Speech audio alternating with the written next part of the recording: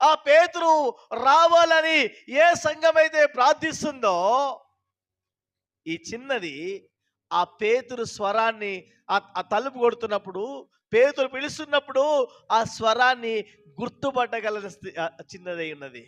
ఆమేన్. హల్లెలూయా, హల్లెలూయా, హల్లెలూయా. కొంతమంది ఇట్లా మన ముందు నుంచిలే పోతారు, మనం చూడనట్టు చేస్తారు. చూడు, ఆ బ్యాచ్ మారల్లా వద్దా? గుర్తుపట్టలేదు.